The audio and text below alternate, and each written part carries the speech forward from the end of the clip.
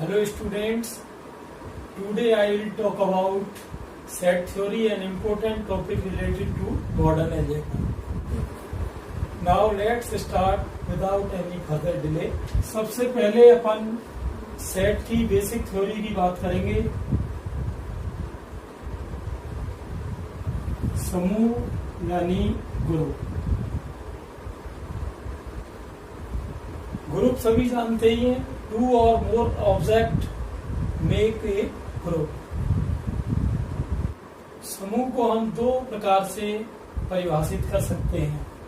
Equal object group यानी समान प्रकार की वस्तुओं का समूह,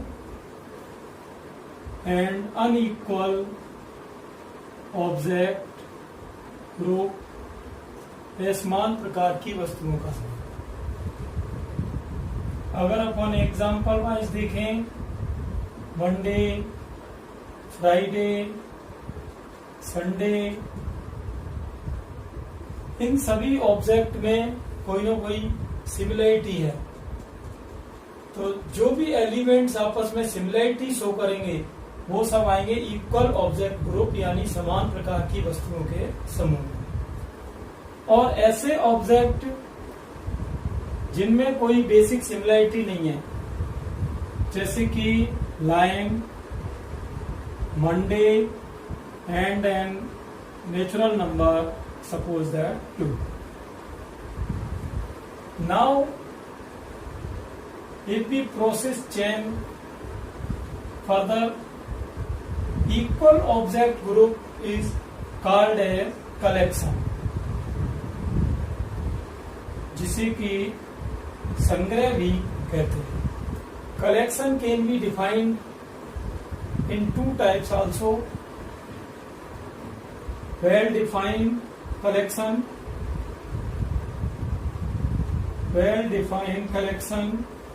and undefined collection. Well-defined collection means सुपरिभाषित संग्रह. सुपरिभाषित संग्रह एंड अनडिफाइंड कलेक्शन मीन्स अपरिभाषित संग्रह.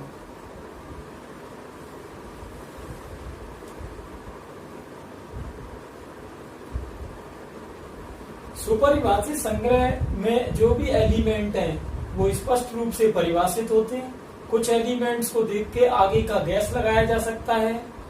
और अपरिभाषित संग्रह में कोई भी बेसिक सिमिलरिटी नहीं होती है, जैसे कि 2, 4, 6, 8 ... यहाँ हम आगे के एलिमेंट का आसानी से गैस कर सकते हैं. और यहाँ पर अपने को दिख रहा है कि ये सभी इवन नंबर्स हैं. अपरिभाषित संग्रह में कोई पर्टिकुलर सीक्वेंस नहीं होता. सपोज दैट 2, 4, 9, 25 ...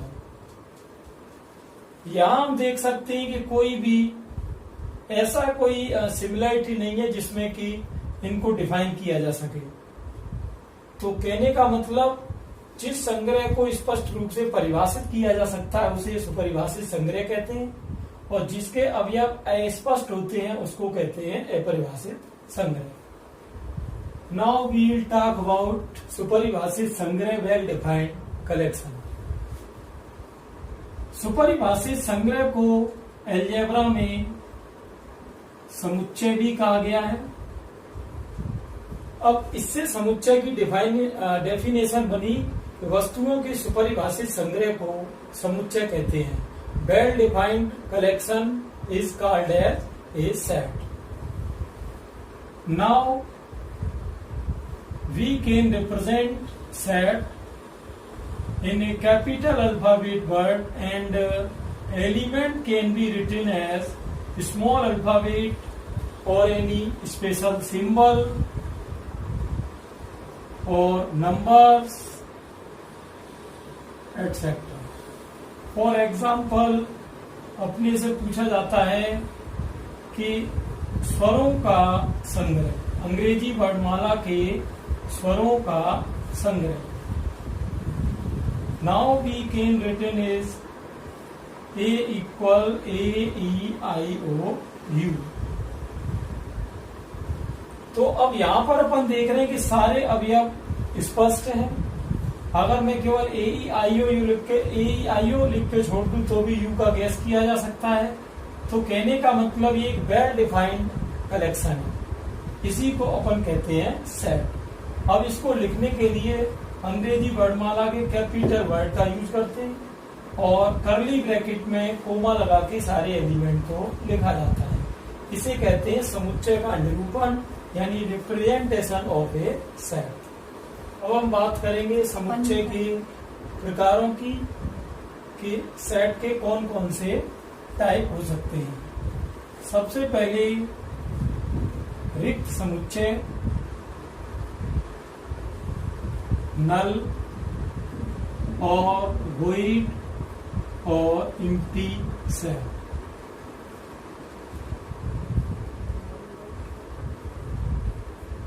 जिस समुच्चय में अवयवों की संख्या 0 होती है, जैसे कोई सेट है वो ए से डिनोट किया जा रहा है और उसमें कोई भी अवयव नहीं आ रहा, तो उसको हम कहेंगे रिक्त समुच्चय। और ऐसे सेट को अपन हाई या एम्प्टी कर्ली ब्रैकेट से डिनोट कर सकते हैं। For example, set of intersection points of two parallel lines, यानी किन्हीं दो समांतर रेखाओं के प्रतिच्छेद बिंदुओं का समुच्चय। अब हम सभी जानते हैं जो पैरेलल लाइन होती है वो आपस में कहीं भी इंटरसेक्ट नहीं करती, तो यहाँ पर कोई भी इनका कांटेक्ट पॉइंट नहीं बनेगा। तो ऐसे सेट को अपन क्या कहेंगे? रिक्त समुच्चय। या another example, real roots of equation x² + 1 = 0। If we solve this equation, then we get x = √(-1). It does not belong to any real. Then we can see that it has no real root. तो कहने का मतलब ये है कि किसी भी सुपरिभाषित संग्रह में अगर कोई भी अवयव नहीं आएगा तो उसको हम कहेंगे रिक्त समुच्चय। अब आगे चलेंगे। अब अपन इसके सेकंड टाइप सिंगलेटन सेट एकल समुच्चय की बात करेंगे। Number of elements in A is 1, then A is called as singleton set. यानी कहने का मतलब अगर किसी समुच्चय में अवयवों की संख्या 1 है तो उसे अपन एकल समुच्चय कहते हैं। अगर अपन अब सिंगलेटन सेट एकल समुच्चय का एग्जांपल देखें तो ऐसा कोई भी सेट जिसमें अवयवों की संख्या 1 है उसको अपन एकल समुच्चय कहते हैं। जैसे set of vowels in word boy, A equal O. यहां अपन देख सकते हैं कि नंबर ऑफ ए जो है वो 1 है, तो इसलिए इसको अपन एकल समुच्चय कहेंगे। एक और एग्जांपल अगर अपन लेकर देखें तो इक्वेशन अगर अपन कोई ले रहे हैं x² - 1 = 0। अब किसी ने कहा कि भाई set of positive real roots, यानी इस समीकरण के धनात्मक वास्तविक मूलों का समुच्चय। तो यहाँ अगर अपन इसको सॉल्व करें तो x की वैल्यू अपनी आ रही ±1। तो क्योंकि अपन ने पहले ही कहा कि अपने को चाहिए धनात्मक वास्तविक मूल, रियल रूट चाहिए वो भी पॉजिटिव, तो we can take it as a = 1, then it is a singleton set. हाँ, तो इसका थर्ड टाइप अपन बात करेंगे डेफिनिट और काउंटेबल सेट परिमित समुच्चय। जैसा कि इसके नाम से ही डिनोट हो रहा है कि काउंटेबल, यानी इसके एलिमेंट्स की काउंटिंग की जा सकती है। एलिमेंट्स एक डेफिनिट नंबर में होंगे, जैसे कि फॉर एग्जांपल एलिफेंट वर्ड में मौजूद अक्षरों का समुच्चय। तो अगर अपन इसके अल्फाबेट का सेट बनाएं तो ए इक्वल अपन ले सकते हैं ELPHANT। तो हम देख रहे हैं यहाँ पर कि जो एलिमेंट्स है वो एक डेफिनिट नंबर्स में है और हम यहाँ इसकी ऑर्डर भी डिफाइन कर सकते हैं। ऑर्डर ऑफ ए और नंबर ऑफ ए, ये दोनों एक ही बात है। ऑर्डर का मतलब होता है ऑर्डर ऑफ ए सेट, इसका मतलब है समुच्चय की कोटि। तो यहां हम देख सकते हैं कि इसमें 7 एलिमेंट्स हैं, तो इसकी ऑर्डर भी क्या हुई 7। अगर अपन इसको एक सरल वर्ड में डिफाइन करें तो जो भी समुच्चय के अवयवों की संख्या होती है उसे अपन समुच्चय की कोटि कहते हैं। और समुच्चय की कोटि केवल परिमित समुच्चय में ही परिभाषित की जा सकती है, क्योंकि यह काउंटेबल सेट है। अब हम बात करेंगे फोर्थ टाइप, अनकाउंटेबल सेट, अपरिमित समुच्चय। जैसा कि इसकी स्पेलिंग से ही दिख रहा है कि अनकाउंटेबल, यानी जो भी अपन सेट लेंगे उसके एलिमेंट्स की काउंटिंग डेफिनिट नंबर में डिनोट नहीं की जा सकेगी। जैसे कि अपन एग्जाम्पल के लिए बात करें तो जैसे किसी ने कहा कि set of all the stars, यानी आकाश में सभी तारों का समुच्चय। तो तारों की जो संख्या है वो एक अनकाउंटेबल डिजिट्स है, तो इसको अपन एक न्यूमेरिक वैल्यू में डिनोट नहीं कर सकते, तो इसलिए ये इसको अपन कहेंगे अपरिमित समुच्चय। बात करेंगे फिफ्थ टाइप, इक्विवेलेंट सेट, यानी तुल्य समुच्चय।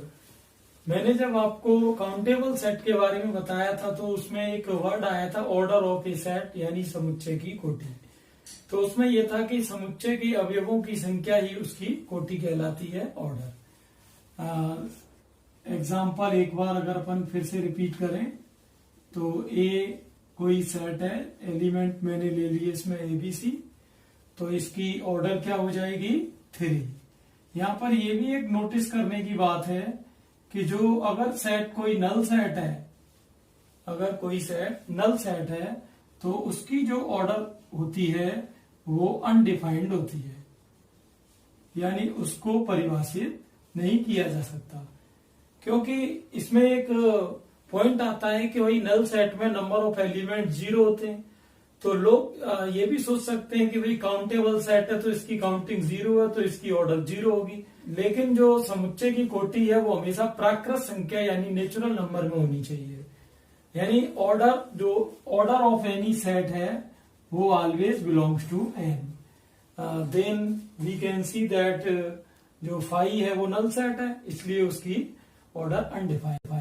Suppose that A and B any 2 countable sets and order of A is equal to order of B, यानी दोनों समुच्चयों की कोटियां समान है।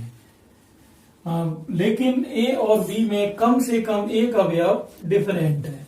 कम से कम एक डिफरेंट इसलिए कि मोर देन 1 भी डिफरेंट हो सकते हैं या फुल्ली डिफरेंट सेट भी हो सकता है। फॉर एग्जाम्पल ए इक्वल मैंने ले लिया B C D and B equal ले लिया सी ए बी। यहां हम देख सकते हैं कि जो एलिमेंट डी है और यहाँ एलिमेंट ए है, ये एक डिफरेंट एलिमेंट्स, और दोनों की जो ऑर्डर है, order of A and order of B, दोनों 3 है। तो ऐसे सेट्स को अपन क्या कहेंगे, इक्विवेलेंट सेट। ठीक, नाउ अगले पॉइंट पे चलेंगे।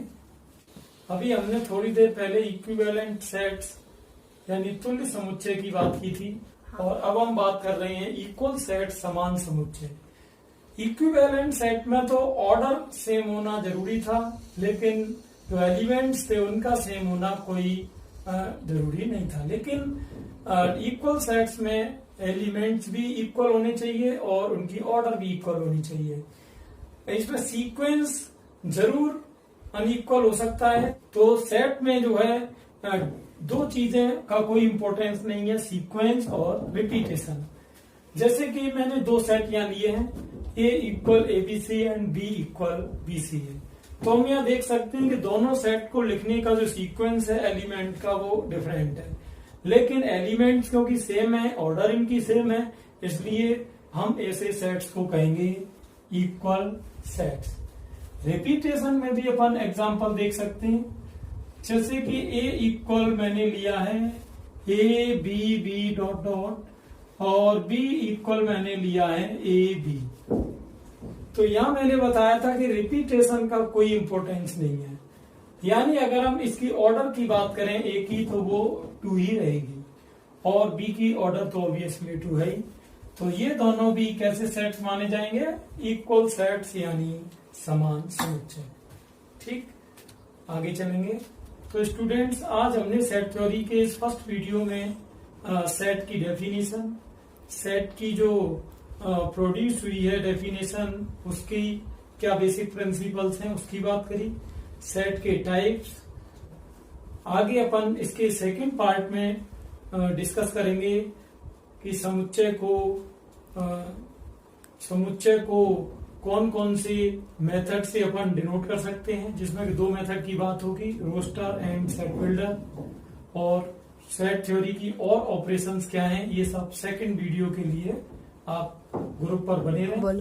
तो स्टूडेंट्स, ये था अपना सेट थ्योरी का वीडियो 1। आप हमें व्हाट्सएप नंबर पर और टेलीग्राम चैनल पर ज्वाइन कर सकते हैं, जिसका लिंक डिस्क्रिप्शन में है। ये आपको इस टॉपिक से रिलेटेड कोई भी डाउट है तो आप उसे कमेंट में पूछ सकते हैं और ग्रुप में पूछ सकते हैं। टॉपिक का जो PDF है वो मैं ग्रुप पर भी डाल दूंगा। थैंक्स।